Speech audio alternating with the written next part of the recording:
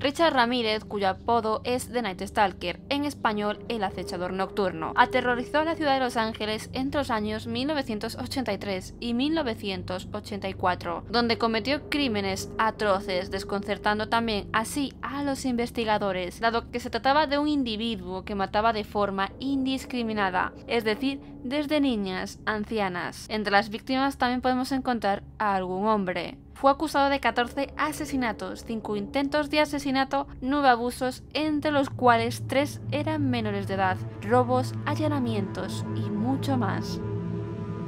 En el vídeo de hoy vamos a conocer la infancia y adolescencia de Richard Ramírez. Lo poco que se sabe de ella es realmente alarmante. Incluso numerosos expertos opinan que seguramente el comportamiento criminal de este hombre se deba a lo vivido en sus primeros años. Bienvenidos, soy Diseccionando Mentes del Mal. Antes de seguir tenéis toda la bibliografía empleada para hacer este vídeo en la descripción y te aconsejamos ver los vídeos anteriores que hemos realizado para apoyar a este canal, y si te gusta su contenido te invito a que te suscribas. El apodado como Night Stalker por los medios allá por el año 1985, llegó al mundo el 29 de febrero de 1960 en Texas, bajo el nombre de Ricardo Leiva Muñoz Ramírez, siendo hijo de inmigrantes mexicanos llamados Mercedes Muñoz y Julián Ramírez. Este niño se criará en un ambiente bastante violento, debido en cierto modo a su padre, el cual solía maltratar tanto a sus hijos como a su esposa. Richie, como lo llamaban sus allegados, era un joven tímido, solitario, al cual le costaba mucho relacionarse con las personas, por lo que era visto como alguien extraño por sus compañeros de clase, sintiéndose continuamente rechazado.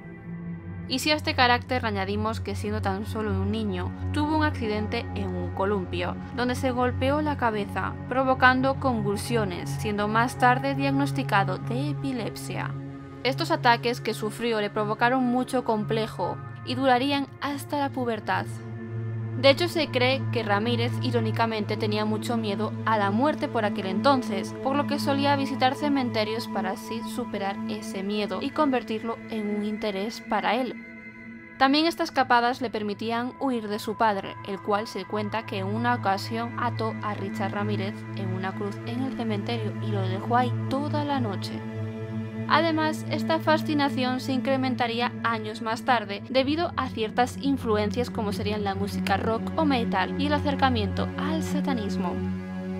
Una de estas influencias sin duda sería su primo Mike, un ex militar que sirvió en la guerra de Vietnam y le enseñó a un niño cosas que nadie debería haber visto jamás. Ambos tenían muy buena relación, pero por desgracia no era muy buena influencia para él. Mike fue quien acercó a Ramírez al satanismo y a las drogas.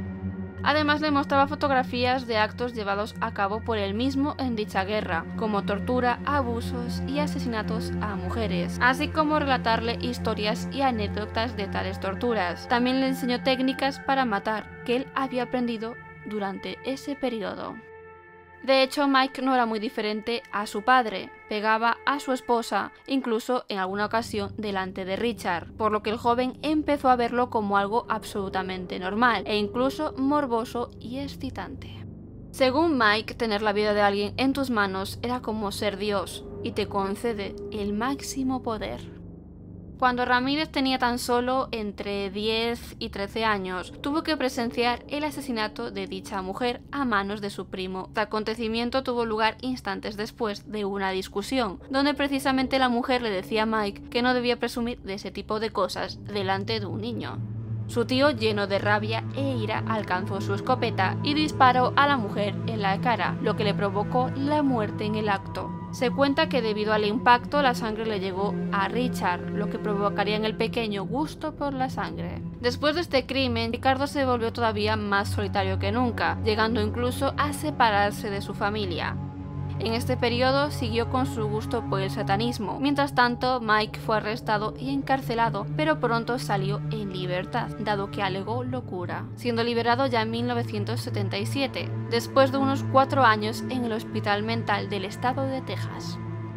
Tras la liberación de Mike, ambos retomarían la amistad, y con ello Ramírez comenzaría su carrera criminal, dado que ambos se drogaban juntos y, como es habitual para poder mantener su adicción, necesitaban robar para comprar droga. Cuando Richard Ramírez tenía tan solo 16 o 17 años, fue encerrado en un reformatorio, precisamente por acusaciones de delitos menores. Más tarde, ya en 1982, sería arrestado y además juzgado por posesión de drogas, consiguiendo la libertad condicional con cargos.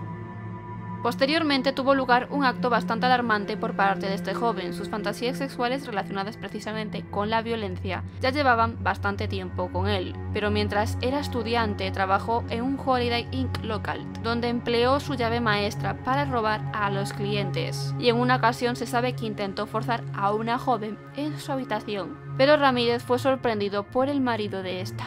Richard, como es evidente, perdió su empleo, pero los cargos fueron retirados, dado que la pareja no era de allí y no pensaban volver ni siquiera para testificar contra él. Más tarde abandonaría los estudios en el 9º curso. Ramírez se mudaría a San Francisco y después a Los Ángeles, donde seguiría delinquiendo.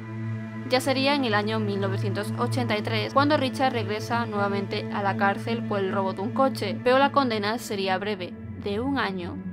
Tras su salida, los crímenes se intensificaron aún más, es decir, que tuvieron lugar los crímenes por los que se le conoce hoy en día. La ola de crímenes de Richard Ramírez, The Night Stalker, comenzó en 1984.